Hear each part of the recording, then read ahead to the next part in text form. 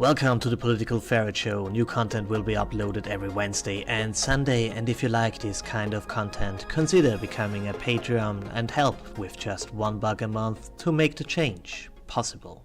Oh my back hurts so much, and when my back hurts so much, I talk about the past. So we're gonna talk about fake news in 1977, because fake news are something that is really new, because fake news is evil, right-wing thingies, and well, it used to be different. In 1977, it was pretty much the consensus that the establishment, especially in Central Europe and the rest of Western Europe, is pretty much right-wing, because they were pretty much against the Soviets, and whoever is against the wonderful paradise that is the Soviet system must be an evil Nazi right-winger.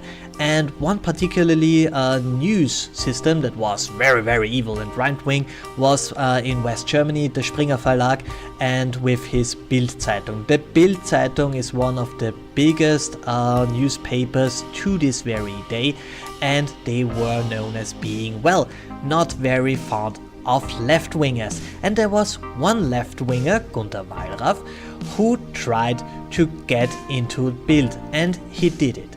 He went to Bild and said, yeah, my name is Hans Esser and I want to work for you, I'm a journalist, and he faked all the stuff, and they did take him in, and he worked at Bild for pretty much, I think it was 3 months. I mean, I read this book about 20 years ago, and to the largest degree I did forget it. I mean, there are some things that are absolutely obvious and that we absolutely know, but when I started to talk with people in the last year, and they always say, oh, you have to take the real news media seriously because they are good and right and blah blah blah blah.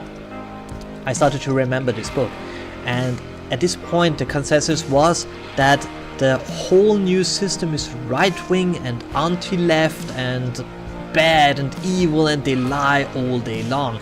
And he pointed this out. He went to what was it, an aquarium or something like this, and they invited him and said, we have piranhas. And he went there, and his chief said pretty much to him, go over there and write about the piranhas. And he went over there, and they showed him all the fishes, and they say, okay, where are the piranhas? And they point to some little thingy and say, yeah, we have 4 piranhas over there.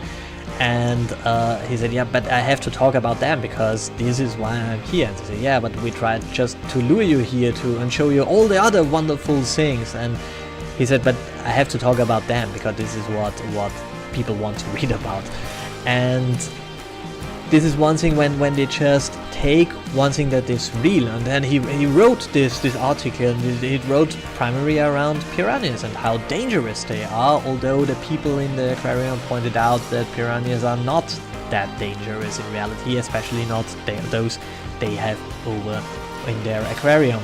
So he pointed out that he had the story already when he left the office to go where the story is supposed to be. And this is something that we know happens. And it happens not just in the legacy lamestream media, it happens also on YouTube. A lot of people start to create something, some content, articles, blogs, vlogs, videos, YouTube videos, and they already know what the story will be, and then they start to find in their echo chamber some reasonings to point out why things are as they are, and they do not try to find reality. Does this, and I think we all do this to a certain degree, and this is why I'm pretty happy that I have people around me who do not share my point of view and call me out on these things. This is very important for me. I love the people who do this in the comment section. I love the people who do it in reality. This is very important. But the interesting thing here is that from my point of view, nothing changed. The establishment still does what the establishment always did. The only difference is that it is now left-leaning for some reasons, and it used to be right-leaning for some reasons.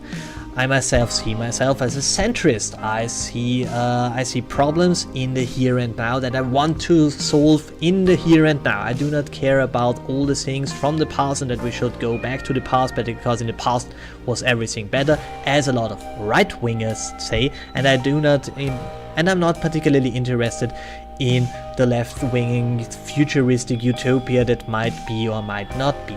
I'm interested in the here and now. And in the here and now there is this notion that fake news is something that is new. It is not. The news was never honest. The only difference is that the people who were the victims of lie do now benefit from these lies, so they say it is true, but it is not. Everything, it seems to be, is a lie to a certain degree, especially if people cater to their audience. And this is something that I pointed out when I started this whole channel, when I made my video, my beef with full-time YouTubers. We little ones who do this as a hobby have the big benefit that we can ignore what the audience really wants. I do not have to tell you what you want to hear, because in the end I do not make my living from that. So I can say whatever I think is right. This is still biased, but I'm not forced to lie to you. Gunter Wallraff in his 3 months was forced to create stories that he did know are not true for various reasons. One, he did not want that people find out that he is not really interested in this job and just collects information, and the second thing, he got money for that. So this is important to understand. When you look to your sources, you have to understand if this source needs you as a customer or is honestly saying what he or she is thinking. So this is one of the reasons why I still think that we need a lot more small content creators. Because from what I have seen, they are closer to the truth. Thanks for watching. Like, share and subscribe, and have a wonderful day.